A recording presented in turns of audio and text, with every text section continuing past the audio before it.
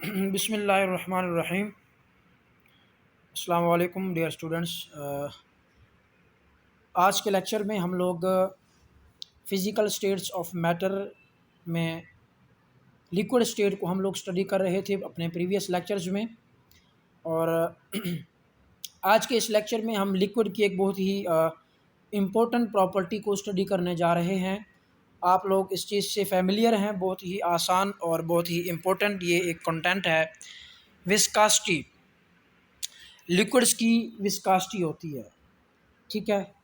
Viscosity से क्या मतलब है, ये किन फैक्टर्स पे डिपेंड करती है, इसको कैसे डिटरमाइन किया जाता है, किसी लिक्विड की विस्कासिटी को किस तरह से हम प्रैक्टिकली फाइंड कर सकते हैं और इसकी क्या एप्लीकेशंस हैं, इन कुछ चीज़ों को हम आज के इस लेक्चर में स्टडी करेंगे। सबसे पहले तो ये देखना है कि विस्कासिटी क्या होती है, इसको हम कैसे डिफ़ाइन करते हैं और लिक्विड की ये जो प्रॉपर्टी है इसको कैसे एक्सप्लेन किया जा सकता है। विस्कासिटी आप लोग जैसे जानते हैं, हम एक वर्ड यूज़ करते होते हैं विस्कस, ठीक है। हम कहते हैं कि ये बहुत ही विस्कस लिक्विड है। विस्कस का मतलब है गाढ़ा, जो जितना ज़्यादा गाढ़ा हो उतना ज़्यादा वो विस्कस होता है। ये बहुत विस्कस है। उसका एक अपोजिट वर्ड है, यानी पतला है, ये डाइल्यूट है ज़्यादा, ये ज़्यादा विस्कस नहीं है। तो इसी चीज़ से ये लफ्ज़ विस्कासिटी आया कि विस्कासिटी बेसिकली क्या है कि अ लिक्विड, इसको हम स्टडी करते हैं, it is considered to be consisting of molecular layers arranged one over the other. देखें, पहले इसको समझते हैं और फिर आपको विस्कासिटी को डिफ़ाइन करना आसान हो जाएगा। तो आपको एक इस डायग्राम के अंदर नज़र आ रहा है, ये एक लिक्विड है ठीक है, एक पाइप है, ठीक है। ये जो आपको येलो लाइन नज़र आ रही है, यूँ समझिए ये एक पाइप है, इसमें से ये लिक्विड जो है वो फ़्लो कर रहा है। लिक्विड का जो फ़्लो है, जो लिक्विड ये मूव करता है, ये लेयर्स की फॉर्म में मूव करता है। ये उसकी एक लेयर है, ये दूसरी लेयर है, ये तीसरी है, ये चौथी लेयर्स है, और लेयर के ऊपर ये मॉलिक्यूल्स फिर मौजूद होते हैं एक ही डायरेक्शन में, एक ख़ास स्पीड से, एक ख़ास वेलोसिटी से। वो तमाम मॉलिक्यूल्स इंटर मॉलिक्यूलर लेयर्स की फॉर्म में एक ही डायरेक्शन में क्या करती हैं, मूव करती हैं। ये लिक्विड का फ़्लो है, ठीक है। जिस तरह आप देखें पाइप में से पानी आ रहा हो, आप उसको मतलब है कि पानी छिड़क रहे हो, तो पानी के मॉलिक्यूल्स लेयर्स की फॉर्म में एक ही डायरेक्शन में वहाँ से निकल रहे होते हैं ख़ास स्पीड के साथ। अब वो कहता है कि जब आप कोई शेयरिंग फोर्स अप्लाई करते हैं लिक्विड के ऊपर, शेयरिंग फोर्स का मतलब क्या है कि जिस तरह आप पाइप के एंड पे उसको क्या करते हैं, दबा देते हैं, प्रेस करते हैं, तो आप एक फ़ोर्स, उससे क्या होती है, उन लिक्विड्स की स्पीड जो है वो बढ़ जाती है, ज़्यादा स्पीड से ज़्यादा दूर तक आप उनको फेंक सकते हैं। तो वो एक शेयरिंग फोर्स है। एक तो यह कि आप पाइप को वैसे रख दें, एक अपनी नॉर्मल स्पीड से पानी वहाँ से निकलेगा, ठीक है। एक दूसरी है कि आप कोई फोर्स भी अप्लाई करें, शेयर फोर्स अप्लाई करें फ्लूइड्स पे। अब फ्लूइड्स की बात करें, देखें जिस तरह टूथपेस्ट है, और टूथपेस्ट भी एक फ्लूइड है। ये क्या है, एक फ्लूइड है। अब उसको वैसे टूथपेस्ट का आप ढक्कन ओपन करें और उसको गिराने की, आप उसको मूव करवाने की कोशिश करें तो वो मूव नहीं करेगा। बट अगर आप उसको प्रेस करें, उस टूथपेस्ट जो है आपके पास ट्यूब, उसको प्रेस करते हैं तो फिर उसमें से लिक्विड क्या करता है, उसमें से जो फ्लूइड है वो फ्लो करता है। तो बेसिकली ये आप शेयर फोर्स आपने अप्लाई की है इसके ऊपर। ये आगे फिर टाइप्स होती हैं फ्लूइड की, दो किस्म की, इसको देखते हैं। फ़िलहाल विस्कासिटी क्या है इसको डिस्कस कर लें, फिर ये भी मैं आपको बताता हूँ कि ये दो किस्म के फ्लूइड्स हैं, किसी पे फोर्स शेयर फोर्स अप्लाई की जाती है, किसी पे नहीं की जाती, तो उनके लिए डिफरेंट टर्म्स फिर यूज़ होती हैं। तो खैर विस्कासिटी क्या है। अच्छा, ये लिक्विड के मॉलिक्यूल्स मूव कर रहे हैं एक ख़ास डायरेक्शन में, लेयर्स में, ये लिक्विड फ़्लो करता है। अब जब लिक्विड फ़्लो करेगा तो लिक्विड की डिफरेंट लेयर्स एक दूसरे को, देखिए वो साइड बाय साइड लिक्विड की लेयर्स क्या कर रही हैं, फ़्लो कर रही हैं।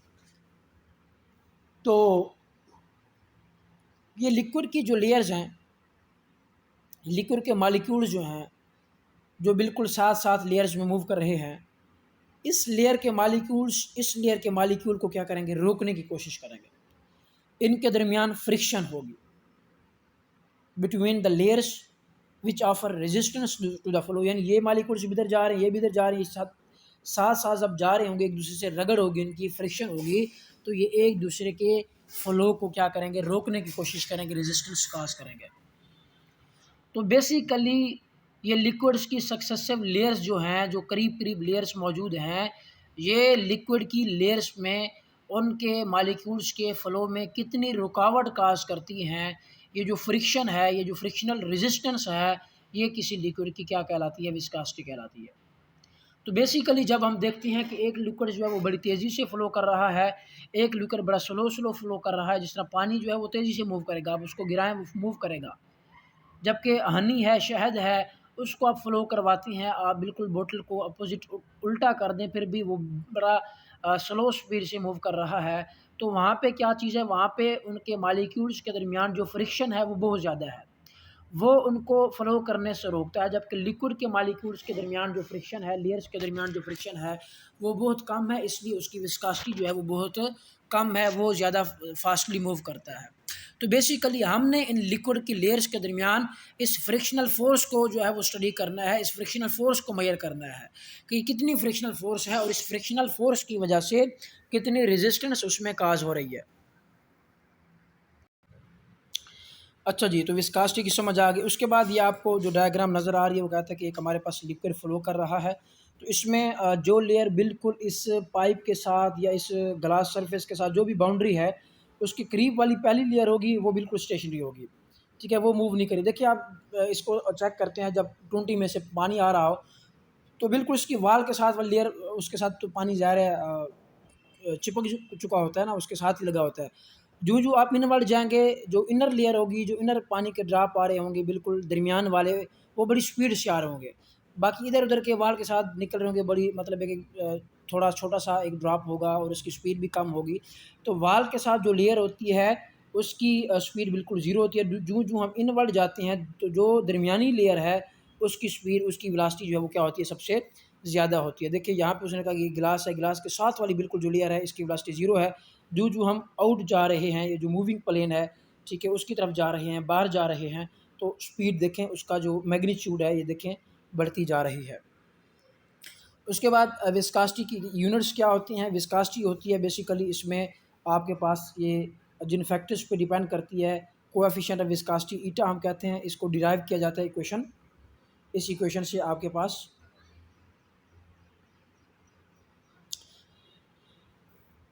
अच्छा, तो ये आपके पास इक्वेशन विस्कोसिटी का फार्मूला होता है फोर्स पर यूनिट एरिया, क्योंकि देखें ये दो चीज़ों पर डिपेंड करती है, इस वजह से फार्मूला इसका, ये जो फार्मूला ये कैसे आया, ये डिपेंड करती है एक प्रेशर पे कि कितना आप प्रेशर जितना एक्सर्ट करेंगे, आप पाइप को जितना ज़्यादा प्रेस करेंगे, ठीक है, तो उतनी उसकी स्पीड क्या होगी, ज़्यादा होगी, उतना वो जो है प्रेशर पे, यानी ये जो है वो डिपेंड करती है। प्रेशर क्या है, फोर्स पर यूनिट एरिया। दूसरा डिस्टेंस पे, ठीक है, D X over D V. तो D X over D P हमारे पास क्या है, ये आपको डिस्टेंस कहलाता है, ठीक है। अच्छा जी, तो ये आपके पास इसका यूनिट बन जाएगा अब फोर्स पर unit area multiplied by distance over velocity. इन तमाम के यूनिट्स आप पुट करें, फोर्स आपको पता है एम ए के बराबर होती है, एम मास आ जाएगा, ए आपके पास जो है वो क्या होती है, उसका एक्सेलरेशन है। फिर इसको इसका परमानेंट आप यूनिट जो है वो सारे सी जी एस सिस्टम में पुट करेंगे, मास है, लेंथ है, ठीक है। इसी तरह डिस्टेंस का यूनिट फिर लेंथ आ जाएगा, ठीक है। टाइम इनवर्स स्क्वायर आ जाएगा आपके पास, इसको फिर उसने सारा कुछ ना रीअरेंज करके लिखा हुआ है। तो मल्टीप्लायर में फिर डिस्टेंस का लेंथ है और वेलोसिटी का लेंथ बटा टाइम हो जाएगा। ये एरिया लेंथ स्क्वायर के, और ये सारा जो है बेसिकली फोर्स किसके बराबर है, उसका यूनिट किलोग्राम मीटर पर सेकंड स्क्वायर होता है। किलोग्राम मीटर पर सेकंड स्क्वायर, तो किलोग्राम यानी मास, मीटर यानी लेंथ, पर सेकंड स्क्वायर यानी टाइम इनवर्स स्क्वायर, ये फोर्स का आएगा सिर्फ। उसके बाद लेंथ का नीचे एरिया लेंथ का स्क्वायर होता है, डी एक्स डिस्टेंस है, डिस्टेंस का लेंथ है, बटा एरिया, एरिया आपको पता है किसके बराबर होता है, सॉरी वेलोसिटी है, वेलोसिटी लेंथ ओवर टाइम है। तो इन तमाम के यूनिट्स हमने पुट किए, इनको कट वट करेंगे तो आपके पास मास पर लेंथ पर टाइम आएगा, यानी किलोग्राम पर मीटर पर सेकेंड, किलोग्राम मीटर पर मीटर पर सेकेंड, या दूसरे सी जी एस सिस्टम में ग्राम पर सेंटीमीटर पर सेकेंड, या ये पॉइस के बराबर है। तो ये हमारे पास जो है इसका यूनिट बनता है किसका, विस्कोसिटी का। उसके बाद कुछ फैक्टर्स हैं, सबसे इम्पोर्टेंट फैक्टर इसमें टेम्परेचर है, कि टेम्परेचर का किसी भी लिक्विड की विस्कोसिटी पे क्या इफ़ेक्ट पड़ता है।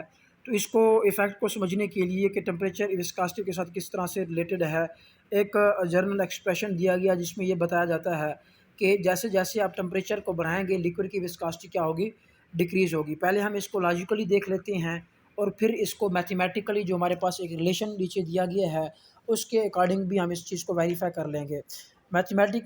लॉजिकली हम समझते हैं, हमें पता है कि अगर आपके पास कोई भी एक लिक्विड मौजूद हो, एक लिक्विड है वो फ़्लो कर रहा है, अगर आप उसको टेम्परेचर बढ़ा देती हैं, एक हनी को ही आप एग्जांपल ले लें, उसको आप वार्म करते हैं, उसको आप टेम्परेचर बढ़ाते हैं तो क्या होगा, लिक्विड्स के जो भी वो फ्लूइड है उसके मॉलिक्यूल्स की काइनेटिक एनर्जी क्या हो जाएगी, बढ़ जाएगी। काइनेटिक एनर्जी बढ़ जाने का मतलब ही क्या है कि उनके मॉलिक्यूल की स्पीड बढ़ जाएगी, वो ज़्यादा फास्टली मूव करेगा, तो मतलब उसकी विस्कोसिटी, उसका गाढ़ापन जो है वो क्या हो जाएगा, कम हो जाएगा, वो डाइल्यूट हो जाएगा। वो उसको मॉलिक्यूल्स के दरमियान इंटर मॉलिक्यूलर, देखें ये जो एक्चुअली ये जो चीज़ है ये इंटर मॉलिक्यूलर फोर्सेस पे डिपेंड करती है। लिक्विड के मॉलिक्यूल्स के दरमियान इंटर मॉलिक्यूलर जो फोर्सेस हैं वो जितनी ज़्यादा स्ट्रांग होंगी उतनी लिक्विड के मॉलिक्यूल्स फ्लो नहीं कर पाएंगे, उतना वो एक दूसरे को ज़्यादा फ्रिक्शन काज करेंगे, फ्रिक्शनल फोर्स ज़्यादा होगी। फ्रिक्शनल फोर्स ज़्यादा होगी तो रेजिस्टेंस भी क्या होगी, ज़्यादा होगी। ज़्यादा रेजिस्टेंस होगी तो लिक्विड ज़्यादा विस्कस होगा, उसके फ्लो के अंदर जो रेजिस्टेंस है, जो रुकावट है वो उतनी क्या होगी, ज़्यादा होगी। तो अगर हम किसी भी तरह से लिक्विड के मॉलिक्यूल्स के दरमियान इंटर मॉलिक्यूलर जो फोर्सेस हैं उनको वीक कर देते हैं, उनको कम कर देते हैं, तो मतलब हम इस रेजिस्टेंस फोर्स को, इस फ्रिक्शनल फोर्स को कम कर रहे हैं। तो जब फ्रिक्शन कम होगी तो लिक्विड के मॉलिक्यूल्स ज़्यादा फास्टली जो है वो मूव करेंगे, उनकी विस्कोसिटी कम हो जाएगी, लेस विस्कस हो जाएंगे। तो बेसिकली जब हम टेम्परेचर बढ़ाते हैं तो हम क्या कर रहे हैं, अब लिक्विड के मॉलिक्यूल्स के दरमियान जो इंट्रैक्शंस हैं, जो फोर्सेस हैं, जिन फोर्सेस ने उनको काबू किया हुआ है उनको हम कम कर देते हैं, जिससे उनके मॉलिक्यूल्स के दरमियान इंटर मॉलिक्यूलर फोर्सेस कम होंगी तो फ्रिक्शनल फोर्स कम होगी और वो लेस विस्कस होंगे। तो इन शॉर्ट हम कह सकते हैं कि viscosity is inversely proportional to temperature. Temperature बढ़ाएंगे विस्कोसिटी कम होगी। बात समझ आ गई। अब इसका एक रिलेशन यहाँ पे दिखाया गया आपके सामने कि ईटा यानी विस्कोसिटी इज इक्वल टू ए ई की पावर माइनस ई ओवर आर टी। ये एक एक्सपोनेंशियल रिलेशन है हमारे पास विस्कोसिटी और टेम्परेचर के दरमियान।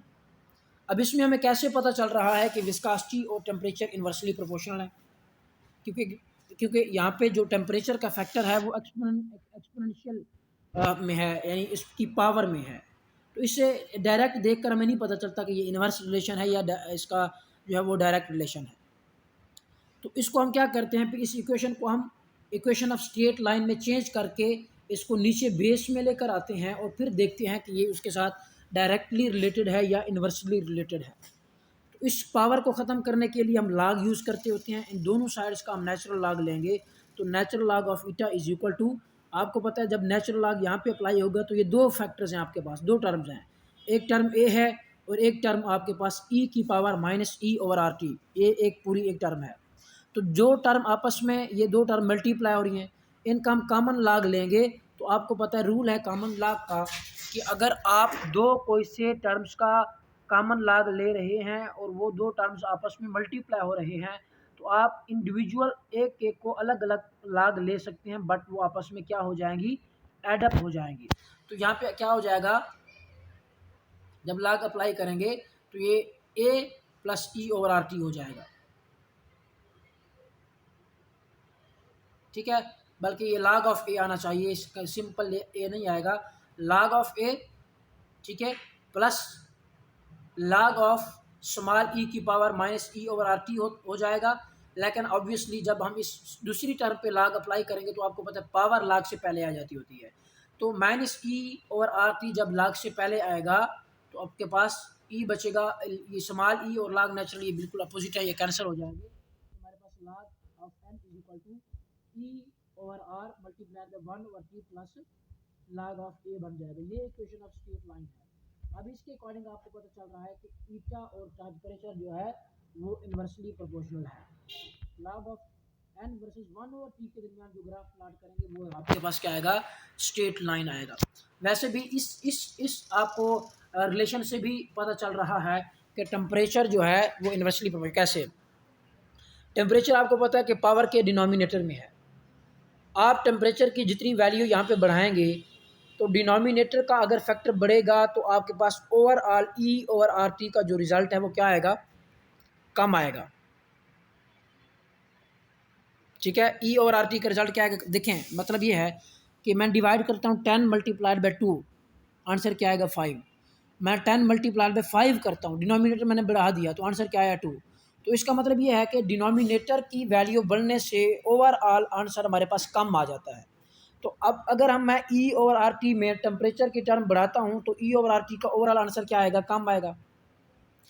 अच्छा, उसके बाद ई हमारे पास ये एंटी लॉग की बेस है, ई की पावर जितनी कम होगी, ई की पावर में वैल्यू जितनी क्या होगी, कम होगी, तो हमारे पास उसका आंसर उतना जो है वो ज़्यादा आएगा। तो विस्कासिटी क्या होनी चाहिए, टेम्परेचर बढ़ाने से कम होनी चाहिए। मैंने टेम्परेचर यहाँ पे बढ़ाया, डिनोमिनेटर का फैक्टर बढ़ गया, डिवाइडर की वैल्यू क्या हो जाएगी, कम। तो ई की पावर जितनी कम होगी आपके पास उतना उसका आंसर जो है एंटी लॉग वैल्यू कम आएगी। तो इस तरह से देखिए हमने टेम्परेचर बढ़ाया तो उसकी विस्कासिटी क्या हो गई, कम हो गई। इनका आपस में इन्वर्स रिलेशन है। तो ये चीज़ देखी गई है एक्सपेरिमेंटली, ये चीज़ प्रूव की गई है कि there occurs 2% decrease in viscosity for every increase in 1 degree of temperature of the liquid. अगर आप किसी लिक्विड का टेम्परेचर 1 डिग्री सेंटीग्रेड बढ़ाते हैं, बात समझ आ रही है, 1 डिग्री सेंटीग्रेड टेम्परेचर बढ़ाएंगे तो लिक्विड की विस्कासिटी 2 गुना कम हो जाएगी, 2% उसकी विस्कासिटी में कमी आ जाएगी। ये आपको ग्राफ दिखाया गया है, ठीक है, जिसमें log ऑफ n और 1/t के दरमियान ग्राफ है। देखिए यहाँ पे ये इक्वेशन ऑफ स्ट्रेट लाइन है। स्ट्रेट लाइन इक्वेशन कौन सी होती है, जो y = mx + c की जो है टेम्पलेट पे हो, इस फॉर्मेट पे हो। तो यहाँ पे log ऑफ ईटा ये y है, तो y एक्सिस पे हम log ऑफ ईटा लेंगे। 1/t यहाँ पे ये x की जगह पे आ रहा है, ये x वेरिएबल है। इसके साथ x वेरिएबल के साथ जो m होता है, यानी यहाँ पे जो e ओवर r है ये हमारे पास स्लोप है, और प्लस c जो है ये इंटरसेप्ट होती है, यानी यहाँ पे हमारे पास ये a जो है ये इंटरसेप्ट है। तो आपके पास एक इंक्रीजिंग स्ट्रेट लाइन आएगी, ठीक है। तो जो ये शो कर रही है कि 1/t और log ऑफ ईटा के दरमियान डायरेक्ट रिलेशन है, टेम्परेचर के दरमियान नहीं, टेम्परेचर के इन्वर्स के दरमियान। तो टेम्परेचर के साथ क्या होगा, इन्वर्स रिलेशन हो जाएगा ऑब्वियसली। अगर हम विस्कासिटी और टेम्परेचर का ग्राफ प्लॉट करते हैं तो ये डिक्रीजिंग कर्व आएगी। हमने विस्कासिटी और 1/t का ग्राफ प्लॉट किया तो ये आपके पास क्या आया, इंक्रीजिंग लाइन आती है, जो ये रिप्रेजेंट कर रही है कि टेम्परेचर, विस्कासिटी और 1/t आपस में डायरेक्टली प्रोपोर्शनल हैं, लेकिन टेम्परेचर और विस्कासिटी आपस के इन्वर्सली प्रोपोर्शनल हैं। अब इसके बाद है कि विस्कासिटी को हम कैसे फाइंड कर सकते हैं प्रैक्टिकली। लैब में हमने अगर कोई प्रैक्टिकल परफॉर्म करना है तो उससे कैसे इसको जो है वो परफॉर्म फाइंड किया जा सकता है। इसके लिए सिंपल एक इंस्ट्रूमेंट यूज़ होता है जिसको हम ऑसवाल्ड विस्कोमीटर कहते हैं। ऑसवाल्ड विस्कोमीटर के ज़रिए से विस्कासिटी जो है वो फाइंड की जा सकती है। इसका प्रोसीजर ये होगा कि सबसे पहले आपने क्या करना है, आपने इसके 2 बल्ब होते हैं, 2 साइड्स हैं। इस साइड से आपने वो लिक्विड जिसकी विस्कासिटी आपने फाइंड करनी है वो एंटर करना है लिक्विड। आपने एक weight volume, let's suppose 10 ml, 15 ml, 20 ml liquid, suppose पानी है, हमने पानी यहाँ से एंटर कर दिया। जब आप पानी इसमें दाखिल करेंगे उसके बाद फिर यहाँ से आप शक्कर लगाकर इस पानी को सक करेंगे, ऊपर अपनी तरफ खींचेंगे, सक करेंगे, इतनी हद तक सक करें कि पानी का लेवल इस पॉइंट ए तक आ जाए। बल्ब जो कैलिब्रेशन मार्क ए लगा है, इस पॉइंट तक आपने उस पानी को, उस लिक्विड को सक करना है शक्कर की मदद से। जब यहाँ तक वो पहुँच जाएगा तो आपने क्या करना है, इसके ऊपर थंब लगा देना है। सॉरी, इस साइड पे आप थंब लगा देंगे। जैसे इसको आप क्लोज कर देंगे, थंब लगा देंगे, तो पानी का जो लिक्विड का वॉल्यूम है वो यहाँ पे आकर फिक्स हो जाएगा, एयर टाइट हो जाता है। पानी जो है वो यहाँ पे आकर उसका मार्क ए तक आकर वो रुक जाएगा, ठीक है। उसके बाद आपने क्या करना है, यहाँ से थोड़ा सा थंब हटाना है, एयर को अंदर दाखिल, जैसे एयर जाएगा, एयर का प्रेशर आएगा तो ये पानी को पुश करेगा, ठीक है। सॉरी, आप यहाँ से इसको हटाएंगे, ठीक है। जब आप इसको थंब को थोड़ा सा हटाएंगे तो आपके पास इसके अंदर एयर एंटर होगी, तो ये वॉल्यूम जो है लिक्विड का वॉल्यूम डिक्रीज होगा। ऐसा ऐसा डिक्रीज होता होता ये पॉइंट बी तक आएगा। तो आपने पॉइंट ए, जैसे ही थंब हटाना है, पॉइंट ए से वाटर का ड्रॉप शुरू होगा पॉइंट बी की जानिब, आपने स्टॉप वॉच को स्टार्ट कर देना है। हमने बेसिकली ए बल्ब से, इस ए मार्क से मार्क बी तक लिक्विड के फ्लो का टाइम नोट करना है। Time of flow of liquid from point A to point B. यहाँ से आपने बिल्कुल हाथ को हटा देना है, थंब को हटा देना है, तो यहाँ से लिक्विड नीचे फ्लो करेगा। ए पॉइंट से बी पॉइंट तक जाने का आपने टाइम नोट करना है, ठीक है। तो वो time of flow of liquid होगा आपके पास। तो आपने ये time of flow of liquid water के लिए भी फाइंड करना है, और time of flow of liquid आपने उस लिक्विड के लिए भी फाइंड करना है जिसकी विस्कोसिटी आप फाइंड करने जा रहे हैं। तो यहाँ पे water as a reference use होगा, और लिक्विड हम उसकी जो है वो वैल्यू फाइंड करेंगे। अब आपके पास जो वैल्यूज़ आएंगी उसके बाद ये आपके पास ये सारा प्रोसीजर लिखा है जो मैंने बताया है। इस फार्मूले को यूज़ करते हुए हमने क्या करना है, विस्कोसिटी लिक्विड की फाइंड कर लेनी है। दूसरी चीज़, इसमें आपने पाइकोमीटर की मदद से लिक्विड की डेंसिटी भी फाइंड करनी है, और दूसरा क्या नाम है, वाटर की डेंसिटी भी फाइंड करनी है। डेंसिटी फाइंड करने का क्या प्रोसीजर है, आपके पास पाइकोमीटर एक यानी सिंपल सी एक ग्रेविटी बोतल होती है, उस ग्रेविटी बोतल खाली का आपने वेट करना है, उसको अपने पास लिख लेना है। फिर उसके अंदर 20 ml 15 ml कोई भी वेट अमाउंट पानी का डालना है। फिर उस ग्रेविटी बोतल को पानी समेत आपने वेट करना है, जो वेट आएगा उसको आपने वेट बैलेंस पे उसको आपने लिख लेना है। फिर उसमें आपने क्या करना है, ग्रेविटी बोतल प्लस वाटर के वेट में से सिंपल खाली ग्रेविटी बॉटल के वेट को माइनस करना है, तो ये आपके पास वाटर का वेट आ जाएगा, वज़न आ जाएगा। फिर वाटर के वेट को मैस ओवर वॉल्यूम की फार्मूला आप लगाएंगे, डेंसिटी आपने फाइंड करनी है। आपके पास मैस भी आ गया, जो वेट आपने फाइंड कर लिया वाटर का कितना वेट है। उसके बाद वॉल्यूम आपने कितना लिया था, 15 ml 20 ml जितना भी आपने ग्रेविटी बोतल में डाला था, वॉल्यूम भी आपको पता होगा। तो mass over volume formula use करते हुए आप वाटर की डेंसिटी फाइंड कर लेंगे। सिमिलरली यही प्रोसीजर आप रिपीट करेंगे उस लिक्विड के लिए जिसकी आप विस्कोसिटी फाइंड, लेट्स सपोज हम मेथनॉल की विस्कोसिटी, बेंजीन की विस्कोसिटी फाइंड करना चाह रहे हैं, तो आप बेंजीन की भी इसी तरह से डेंसिटी फाइंड करेंगे। तो अब आपने 4 चीज़ें फाइंड कर ली, density of water, density of benzene, time of flow of water, time of flow of benzene, ठीक है। और ये सारी चीज़ें आपने फार्मूले में पुट करनी है। यहाँ पे ये एन ईटा ये विस्कोसिटी ऑफ लिक्विड है जो हमने फाइंड करनी है। ईटा डब्ल्यू ये विस्कोसिटी ऑफ वाटर है। ये हमें लिटरेचर से पता होनी चाहिए कि वाटर को हम हमेशा किसी भी लिक्विड की आपको विस्कोसिटी फाइंड करनी है, रेफरेंस लिक्विड के तौर पे हम वाटर को यूज़ करते होते हैं। ये रिलेटिव विस्कोसिटी हम फाइंड करना जा रहे हैं, रिलेटिव विस्कोसिटी है, एब्सोल्यूट विस्कोसिटी नहीं है। तो ईटा डब्ल्यू लिटरेचर से आपको पता होगा कि वाटर की विस्कोसिटी कितनी होती है। इसी तरह ये डी डेंसिटी ऑफ लिक्विड है, ये हमने फाइंड कर ली। T1 time of flow of liquid है, ये हम ऑसवाल्ड विस्कोमीटर से फाइंड करेंगे। DW ये डेंसिटी ऑफ वाटर है जो हम ग्रेविटी बॉटल पाइकोमीटर यूज़ करते हुए इसको फाइंड करेंगे। T2 ये time of flow of water है जिसको हम ऑसवाल्ड विस्कोमीटर से फाइंड करेंगे। तो ये सारी चीज़ें हमारे पास आ गई, इन तमाम वैल्यूज़ को यहाँ पे पुट करेंगे तो आपके पास विस्कोसिटी ऑफ लिक्विड आ जाएगी। तो इस तरह से हम एक्सपेरिमेंटली लिक्विड की विस्कोसिटी जो है वो फाइंड कर सकते हैं।